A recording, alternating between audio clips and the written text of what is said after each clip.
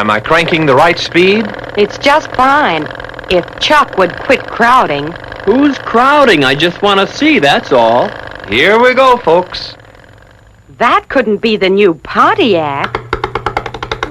Here. How's that? Oh, like I said before. What a beauty. And what a performer. Besides, it's the safest car the engineers have yet designed. Just watch that competitive car in the Pontiac. What are they going to do? You'll see when they hit the curve. See it? Practically no roll with the Pontiac. And that's a sharp, unbanked curve, too. Terrific. And how about this? Do you see how that Pontiac literally hugs the road throughout the run and stays level all the time? I don't see a thing, having been rudely pushed aside. Okay, then let's run through it again. Must be a parking lot attendant.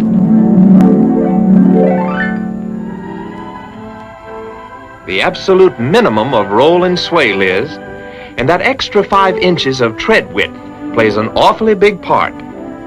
But why should 5 inches of tread width mean so much, Bill? Well, you see, the stability of a car increases with the square of the tread. Of course, every girl knows that. And if she doesn't, this should make it clear. Now watch what he does with this large box, which represents the conventional tread width. I see. It takes a certain amount of pull to tip it over. Right. And how much do you think it would take to tip over this wider box, which represents Pontiac's new wider tread? A little more, I suppose. A lot more. A relatively small increase in width means a big increase in stability. But we're talking about automobiles, not boxes. When you're talking about moving automobiles, every extra inch of width adds up to many times more stability than you'd expect. That's why, when you drive the new Pontiac, you feel you're in the most road-hugging car you've ever handled. Look at that other car, Lean. That level-riding Pontiac sure is keen. It's a dream. It's a new dimension in tread and a new dimension in safety. And, in addition, there's a new dimension in roominess. Take the luggage compartment, for example. My gosh, Bill, there's room for everything but the kitchen sink. Did you say something, Chuck? Okay, and the kitchen sink. Wide tread and roominess are only 2 of Pontiac's many new dimensions. There's another one. Riding comfort. Why, may I ask, is she threading a needle? Just to give you an idea of how smooth a ride you get with a new Pontiac. Look, Liz, the fender's hardly moving. And do you know why? A new dimension in front coil springs, bigger than ever, with a lower spring rate, plus improved shock absorber valving and rubber suspended lower control arms. And another important new dimension, the 1959 Pontiac frame. Compare it with last year's frame. Still the tried and proved tubular Center X design, but in 1959, it's the widest, sturdiest, most rigid frame in Pontiac's history. Just one more reason why Pontiac in 1959 gives you the sweetest, smoothest, safest ride you've ever had. A new dimension in frame and suspension. Surely deserves particular mention. And may I also call your attention to the fact that safe riding means safe stopping. And that brings up brakes. They're at the top of my safety list. And everybody else's, too. Safe stopping means more than just the ability to stop smoothly and fast. It means getting the same dependable braking power whenever and however often you need it, under any conditions. Take old-style brakes, like the ones on this test rig, for instance, on a long, steep grade or in heavy stop-and-go traffic. The more you use them, the hotter they get. And the more brakes heat up, the less effective they are. It's what they call fading. But unlike ordinary brakes, Pontiac brakes for 59 have new dimensions to give 30% better cooling. for instance, there's 39% more total brake drum weight in the 59 compared to the 58. And the lining area in the 59 is larger than last year's. Besides, on the front wheels, which do most of your braking, there's a special air cooling flange. This directs cooling currents of air over the brake drums to cut down even further on the heating, and therefore fading.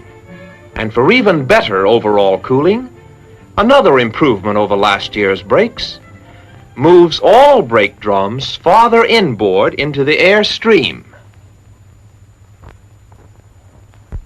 And with improved ball joint front suspension, there's another new dimension in braking safety. The most effective anti-dive control we've had yet. How does it get that way?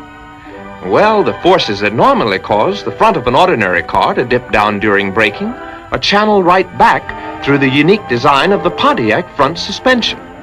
And this holds the car level, rather than forcing the front end down. Terrific. If you think that's terrific, watch this. Here's last year's windshield. Big, wasn't it? Yes, but the 1959 Vista Panoramic windshield is even bigger. Up to 53% larger for the windshield alone. And all the way around, there's as much as 37% more total visibility than last year. Oh, and it was so nice and clean. Don't worry. Electric windshield wipers are standard equipment on all 1959 Pontiacs and sweep clean a much wider area than ever before. So many new dimensions. And more, too. The most important part of the car, the engine. I guess it is pretty important, isn't it? In its own small way, yes. The new Tempest 420 engine boasts a husky 389 cubic inch displacement for greater power and greater all-around performance. A new dimension in the crankshaft, too. Bigger and heavier, with larger main bearing journals for added durability, added engine smoothness. More new dimensions in the engine block, with larger bearing surfaces for the crankshaft and reinforced bulkheads, adding up to greater durability, greater engine smoothness.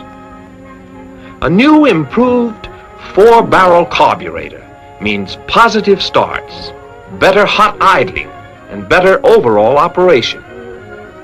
And the sensational new development is 3-point center of percussion type engine mounts, which are placed in a revolutionary new way on the bottom of the engine. The standard mount, used by most manufacturers, is at the front and back of the engine. Now, this doesn't capitalize on the center of percussion. Come again? The point of minimum vibration. The 1959 Pontiac has 2 rubber cushion mounts precisely located at these points and one at the rear for an amazing reduction in engine vibration. With the engine running at idling speed, the vibration detector makes a permanent record of the amount of vibration carried to the frame. These lines indicate the amount of vibration found with other presently used types of engine mountings. The line at the bottom is the new Pontiac, the least idling vibration of any, and a great improvement over last year's Pontiac. Center of percussion type engine mounts. I'll remember that, Bill. And remember this, too. Along with all the other new dimensions, the horsepower of the engine has been boosted. And the perfect teammate for the new engine is the improved hydromatic transmission, a perfect teammate for power and performance. The engineers have managed to make hydromatic smoother and more responsive than ever. Now, along with this increase in engine power, a new lower axle ratio is available with hydromatic. What does this mean? Fewer engine revolutions per mile, less piston travel, less engine wear, and of course, better fuel economy. A big feature in Pontiac this year, at no extra cost, is the choice of a new economy engine package that provides V8 muscle with 6-cylinder economy. Now, whether you understand all that or not, Liz, believe me, it's a great power team in a great automobile. I'm sure it is, Bill. The biggest, safest, and most beautiful Pontiac ever built. Dynamic performance, dynamic styling. It's a whole new concept of styling. Fleet, trim, the youthful look of action. The kind of car that loves the road, that belongs to the road, that was built for the road.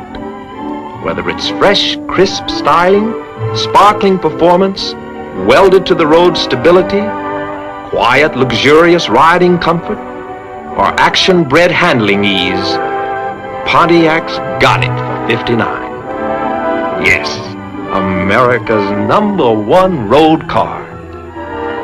The smoothest distance between 2 points. Pontiac. The shortest, smoothest, most enjoyable distance. It makes you want to get right in and go. Speaking of going, that's exactly what we'd better be doing if we're going to make that big date we've got tonight in New York.